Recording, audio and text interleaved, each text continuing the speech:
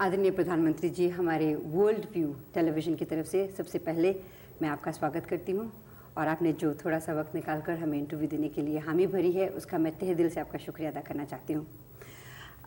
आपकी इलेक्शंस जनवरी में आपने अनाउंस की हैं।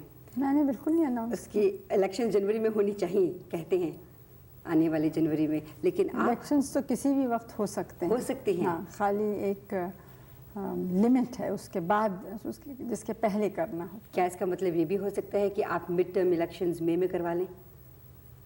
आप देखिए, इस पर हमने सोचा ही नहीं है तो इसका क्या जवाब दे सकते। हो सकता है मौसम आपको पसंद आए मई का, और हो सकता है आप इलेक्शंस करवाएं। नहीं कोई सोचा कारण तो नहीं है उसके लिए। लेकिन you are famous for springing up mid term कभी भी नहीं, इलेक्शंस अभी तक नहीं हुआ। आप मैं पिछले कोई दो हफ्तों से यहाँ वैंकूवर से आई हुई हूँ और देख रही हूँ, अखबारों में पढ़ रही हूँ, पंजाब स्थिति के बारे में आप सारी सरकार भी बहुत चिंतित है, लोग बहुत चिंतित हैं, ख़ासतौर पे बाहर वैंकूवर के इलाके में जो हमारे पंजाबी भाई बहन रहते हैं वो भी बहुत चिंतित हैं। पंजाब की असली स्थिति क्या है, उसके बारे में आप अपने शब्दों में कुछ बताइए। स्थिति तो गंभीर है। वहाँ के एक राजनीतिक दल यानी अकाली दल ने कुछ मांगे रखी, कुछ धार्मिक मांगे, वो अधिकांश हमने मान ली जी। कुछ ऐसी थी जो हमें लगा कि हम नहीं मान सकते हैं, लेकिन ऐसा भी हमें लगा कि वो समझ गए उस बात को। एक मांग ऐसी थी जो हमसे संबंधित इतनी नहीं थी, और वो दूसरे कुछ राज्य हैं भारत के, वहाँ के, और वहाँ के गुरुद्वारों के जैसे अपनी कमिटीज़ या बोर्ड्स हैं उनका था।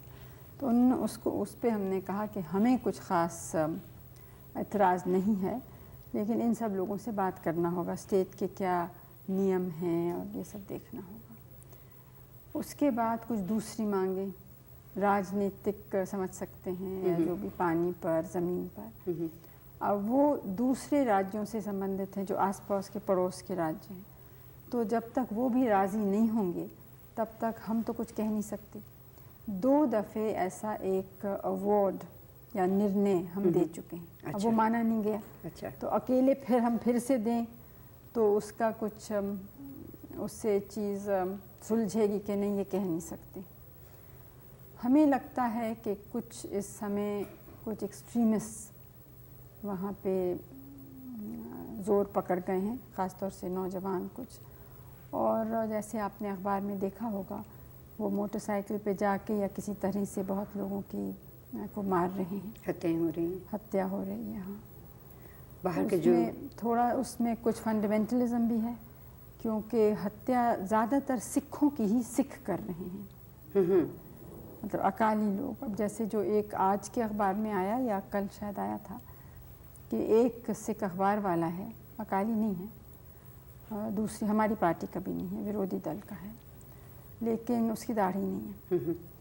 वो मोटरसाइकिल पे अपने भाई के संग जा रहा था, भाई की दाढ़ी है, तो वहाँ उसको पकड़ा कि तुम गद्दार हो और उसको गोली से मार डाला। हालांकि वो सिख है। वो सिख था। ज़्यादातर हैं, दूसरे भी हैं, जैसे हमारे यहाँ तो हरि धर्म में कई सेक्ट्स हो जाते हैं। बिल्कुल हो जाते हैं। तो अब निरंकारीज हैं कुछ, वो सिख तो पक्के हैं, लेकिन सिख होने के ऊपर वो उनकी ऐसी एक संस्था है जिसमें दूसरे लोग भी हैं, हिंदू, मुस्लिम, ईसाई, जो हर एक अपने धर्म का पालन करता है, लेकिन ये लोग संग मिलते हैं। आप उसको कह सकते हैं नेशनल इंटीग्रेशन की भावना से, या ये कि मिल के मेडिटेशन करते हैं, ऐसी प्रार्थनाएं करते हैं जिसमें सब जुड़ सकें। इसके माने नहीं कि अपना धर्म छोड़ा, लेकिन अपना धर्म भी है और उसके ऊपर कुछ चीज़ है जो दूसरों को से मिल के कर सकते हैं। आपको ये भी मालूम है कि हमारे देश में कोई किसी भी धर्म का हो, वो दूसरों का आदर करता है। बिल्कुल करता है। जैसे गुरुद्वारों में बहुत से हिंदू जाते हैं, मुस्लिम्स के दरगाह में भी हिंदू जाते हैं, मुस्लिम्स हिंदू मंदिरों में भी अक्सर जाते हैं। तो इससे काफ़ी इन चीज़ों में यहाँ पे एक उदारता सी है, और इस उदारता को देखते हुए हैरानी होती है कि क्यों इस तरह के हो रहे हैं। जहाँ इतना बड़ा देश है, इतनी बड़ी जनसंख्या है, वहाँ ये प्रश्न कभी कभी उठते हैं। हमारी तो यही आशा है कि जो ठीक सोचने वाले हैं और राष्ट्र हित सोचने वाले हैं, वो इसके ऊपर उठेंगे और किसी तरह से हम इसको सुलझा सकेंगे। बाहर रहने वाले जो भारतीय हैं, क्या आपके विचार में इसमें कुछ मदद कर सकते हैं? क्योंकि वो बहुत ज़्यादा एंक्शस हो जाते हैं, बहुत ज़्यादा अपसेट हो जाते हैं जब इस तरह की वो खबरें पढ़ते हैं, सुनते हैं, देखते हैं। उनका क्या योगदान हो सकता है? योगदान तो ये है कि तो अफवाहें नहीं मानी, क्योंकि वैंकूवर के बारे में मुझे नहीं मालूम, लेकिन लंदन से कुछ आए थे लोग, उनका इतनी गलत बातें फैलाई जा रही थी पंजाब के बारे में जी। और कि वो बहुत ही परेशान थे, लेकिन उन्होंने जब असलियत बताई और ये भी कहा कि आप में से आप अपने तरफ से किसी को भेज के देखिए, तो आए भी वो लोग कुछ, तो यहाँ उन्हें इत्मीनान हुआ और यहाँ से गए। क्योंकि ये बिल्कुल सच नहीं है कि सिखों के ख़िलाफ़ या अकालियों के भी ख़िलाफ़ कोई भी नाइंसाफ़ी है। ज़ाहिर है, बल्कि उसका उल्टा ही कह सकते हैं, क्योंकि वो औरों से कुछ ज़्यादा ही आगे बढ़े हैं अपने हिम्मत और योग्यता और क्षमता से, और ख़ास तौर से इसलिए कि वो मेहनत करने वाले लोग हैं।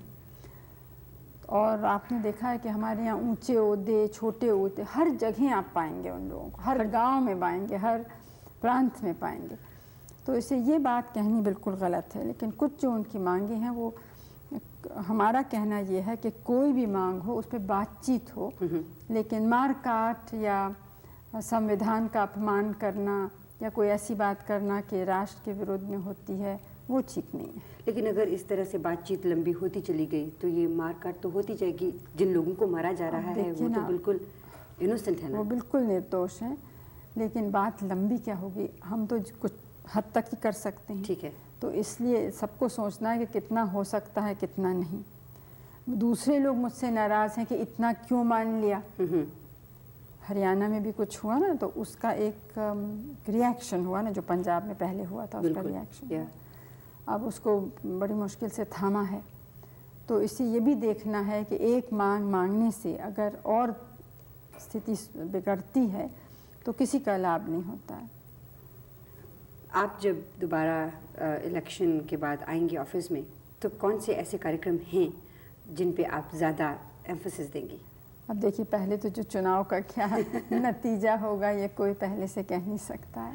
मान लीजिए आप आ जाती हैं। दूसरी बात यह है कि हमारी एक बहुत स्पष्ट और साफ नीति है, और वो नीति है कि अपने देश को हम मजबूत बनाएं। इसलिए नहीं कि किसी और को धमकी दें या किसी पर हम हावी होना चाहते हैं, दबाव डालना चाहते हैं, लेकिन इसलिए कि यहाँ की इतनी बड़ी समस्याएं हैं कि उनका समाधान करने के लिए हमें अपनी ताकत ही चाहिए। ये बहुत बड़ा देश है और इतने बड़ी जनसंख्या को कोई बाहर का मदद नहीं कर सकता। कितना भी धनी और बड़ा देश हो, वो हमें नहीं कर, हमें खुद ही अपने पैर पे खड़ा होना है। इसलिए हम ताकत चाहते हैं। अच्छा, अब ताकत कई तरह की, एक तो एक, इसके माने सबको एक होना चाहिए, अनेक धर्म, अनेक भाषाएं, अनेक प्रांत, जातियाँ। दूसरे ये कि गरीबी हटानी है, क्योंकि गरीबी एक तो वैसे भी दुख और शर्म की बात है, मानवता का प्रश्न है, लेकिन संग संग एक देश को कमज़ोर करने की चीज़ है। बिल्कुल। क्योंकि जो गरीब हैं वो अपनी ताकत या योग्यता देश के सेवा में नहीं डाल सकते। तो मुख्य काम तो हमारा ये है, देश को मजबूत बनाना और गरीबी दूर करनी। असल में तो मजबूत बनाना है ना, क्या जिसमें आज़ादी को हम अपने रख सकें। उसके लिए हमें सांप्रदायिकता भी हटानी है, अंधविश्वास भी हटाना है, गरीबी हटानी है, और गरीबी हटाने के लिए उत्पादन बढ़ाना है। तो और हमारे जो लोग रहते हैं उनको देखना है कि उनकी जो आवश्यक वस्तुएं हैं, चाहे खाना, कपड़ा, घर, शिक्षा, स्वास्थ्य का प्रबंध, ये सब चीज़ें मिलें। तो इस नीति के बाहर तो जा ही नहीं सकते हैं। बिल्कुल, इसी को हमें करना है। तो साथ साथ क्योंकि हम मानते हैं कि अगर दुनिया में कुछ गड़बड़ हो, यानी विश्व युद्ध हो, तो उसका भारी प्रभाव हम पर पड़ेगा। इसलिए हम विश्व शांति, विश्व मैत्री और ख़ास तौर से जो हमारे जैसे विकासशील देश हैं वो मिल के सहयोग करें एक दूसरे से, और हम लोग और दूसरों से भी, मतलब विकसित देश जो हैं उनके संग भी दोस्ती करें। आजकल की दुनिया में कोई लोग अलग नहीं रह सकते, सबको एक दूसरे से कुछ चाहिए और कुछ देने को है। तो इस तरह से हमें, तो जो हमारा आज का नवयुवक वर्ग है उसके लिए आप आने वाले कुछ वर्षों में क्या देख रही हैं, वो क्या योगदान देंगे? आप उनको कैसे फोर्सी कर रही हैं अपनी इन पॉलिसीज़ में? अब हम तो आशा ही करते हैं कि वो ठीक रास्ते पे चलेंगे और बनाने के रास्ते पे चलेंगे, तोड़ने के रास्ते पे नहीं। उम्मीद यही है। उम्मीद यही है और हमारी सौभाग्य है कि भारत की जनता जो है उसका दिल बहुत मजबूत है और सहन शक्ति भी है। और यहाँ बहुत नौजवान हमारे बहुत बड़े बड़े साइंटिस्ट, वैज्ञानिक बने हैं, इंजीनियर, डॉक्टर इत्यादि, जो आपके मुल्क और दूसरे देशों में गए हैं जी। तो हम तो चाहते हैं कि वैसे बहुत और हैं यहाँ पे, तो सब लोग मिल के काम करेंगे तो ज़रूर एक नया भारत बन सकेगा। और उम्मीद करते हैं कि वो बहुत ही सुखद भारत होगा। राजीव जी इसमें क्या रोल अदा करेंगे जब आप दोबारा इलेक्शन जीत के आएंगे? अब ये तो मुझे क्या मालूम है, वो तो देखेंगे वो क्या करना चाहते हैं। आप उनको कैबिनेट में लाएंगे तो सही। अब देखिए, मुझे तो पता ही नहीं मैं कैबिनेट बनाऊंगी कि नहीं बनाऊंगी। आप तो बहुत आगे कूद रही हैं। एक कदम हमेशा आगे रहना अच्छा रहता है। उससे क्या होता है कि आप प्लान कर सकते हैं अच्छी तरह से।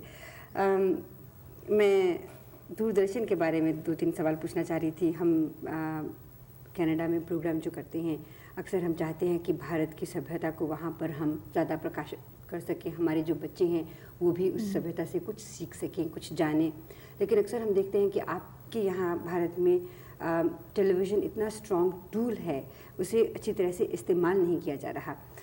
मैंने कल राष्ट्रपति जी के जो संवाद था उसमें सुना कि जो सैटेलाइट्स हैं उनके ज़रिए 70% लोगों तक प्रोग्राम पहुंचेंगे, लेकिन उन प्रोग्रामों का स्तर ऊंचा करना भी शायद उनके लिए बहुत ज़रूरी है, क्योंकि हम जब बाहर प्रोग्राम को देखते हैं तो कुछ इस तरह के प्रोग्राम नहीं लगते कि उन्हें लेके बाहर दिखाया जा सके। हम कोशिश तो कर रहे हैं उनको सुधारने की।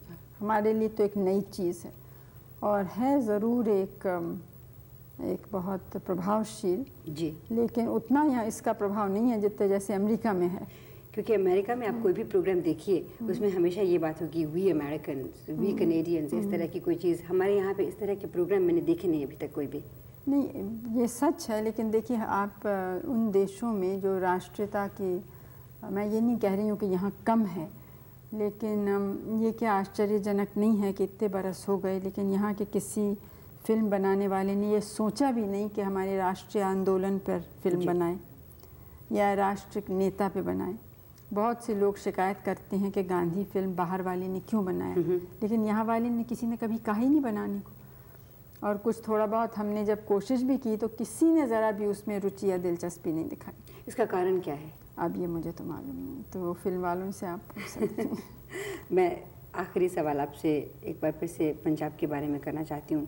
अक्सर हम अखबारों में पढ़ते हैं, ख़ासतौर पर जब हम बाहर के मुल्कों में रहते हैं, तो जैसा आपने पहले भी कहा, अफवाहें वहाँ पे बहुत ज़्यादा फैल जाती हैं और उनको अफवाहें ले लीजिए या सचमुच में सही घटनाएं हैं कि इनमें बाहर के देशों का बहुत बड़ा हाथ है कि भारत की जो एकता है वो टूटे, पंजाब एक अलग प्रांत बने, ताकि जो बाहर के इंटरेस्टेड पार्टीज़ हैं वो आके भारत को तंग करें या उसकी प्रगति में रोड़ा अटकाएं। ये कहाँ तक सही है? नहीं, प्रगति में तो कोई रोड़ा शायद नहीं डालना चाहता है, लेकिन ये सच है कि कुछ ऐसे तबके बाहर हैं जो चाहते हैं कि भारत की जो स्वतंत्र नीति है ना उतनी स्वतंत्र न रहे। जो वो लोग चाहते हैं वैसा हम करें, उस रास्ते पे चलें। तो ऐसे लोग तो हमेशा कुछ दखल देते ही रहते हैं।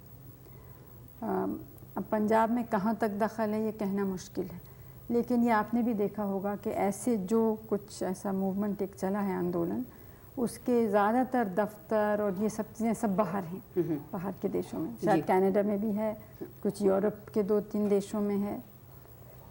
प्रधानमंत्री जी, मैं आपका तहे दिल से शुक्रिया अदा करती हूँ कि आपने अपने बहुत ही बिजी वक्त में से हमारे कुछ चुपते हुए सवालों का भी जवाब दिया। वैंकूवर की सभी जनता की तरफ से, वर्ल्ड व्यू टेलीविज़न की तरफ से बहुत बहुत शुक्रिया। और मैं कामना करती हूँ कि ये जो आने वाला वर्ष है और बहुत से आने वाले वर्ष भारत के लिए बहुत सुखद वर्ष हों। और आपको मुबारकबाद भी देना चाहती हूँ क्योंकि आपको नोबेल प्राइज़ के लिए नॉमिनेट किया गया है। मेरे तरफ से वैंकूवर के रहने वाले हमारे सब मित्रों को मेरी शुभकामनाएं। शुक्रिया।